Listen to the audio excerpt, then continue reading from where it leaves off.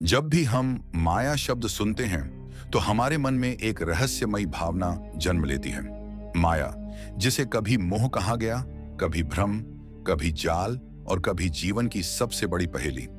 लेकिन क्या आपने कभी गहराई से सोचा है कि ये माया आखिर है क्या? माया कोई वस्तु नहीं है जिसे आप छू सकें, न ही कोई व्यक्ति जिससे आप बात कर सकें। माया एक अनुभव है, एक भ्रम है जो हमें यह दिखाता है कि जो सामने है वही सत्य है, जबकि हकीकत उससे कहीं परे होती है। यह एक ऐसा पर्दा है जो हमारी आंखों के सामने पड़ा हुआ है और हम उसी पर्दे को सच मान बैठे हैं। हम दौड़ रहे हैं, पैसों के पीछे, नाम के पीछे, रिश्तों के पीछे, चीजों के पीछे। हम सोचते हैं कि अगर ये सब मिल जाए तो जीवन पूर्ण हो जाएगा, लेकिन जैसे ही कुछ मिलता है, अगली चाहत सामने खड़ी हो जाती है। यही है माया, कभी खत्म न होने वाली इच्छाओं का चक्रव्यूह। माया की सबसे बड़ी ताकत यही है कि वो हमें यकीन दिला देती है कि बस यही चाहिए, फिर सब ठीक हो जाएगा।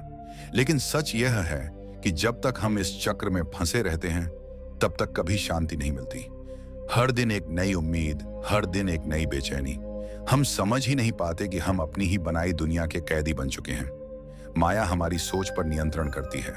वो हमें बाहरी दुनिया की चमक धमक में उलझा देती है, जबकि असली शांति तो अंदर है, लेकिन हम बाहर खोजते रहते हैं। कभी कार में, कभी घर में, कभी सोशल मीडिया पर लाइक्स में। ये सब एक दिखावा है, एक आभासी खेल, और माया उसी का दूसरा नाम है।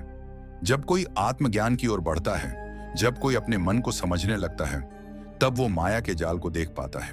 वह समझता है कि ये सब जो दिखाई दे रहा है, ये स्थायी नहीं है, ये परिवर्तनशील है, और जो बदलता है वो सत्य नहीं हो सकता।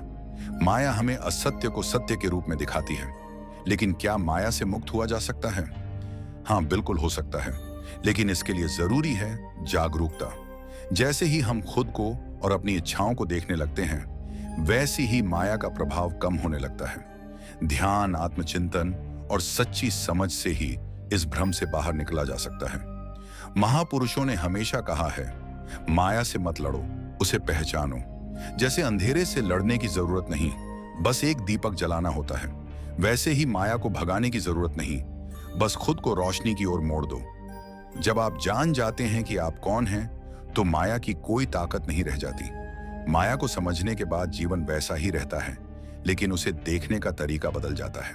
वही संसार, वही लोग, वही परिस्थितियां, लेकिन अब उसमें उलझन नहीं होती, मोह नहीं होता, केवल करुणा और स्पष्टता होती है। तो अगली बार जब आप माया के जाल में फंसते हुए महसूस करें, तो रुकें, एक पल ठहरें और खुद से पूछें, क्या यह वास्तव में जरूरी है? क्या यही मेरा सत्य है?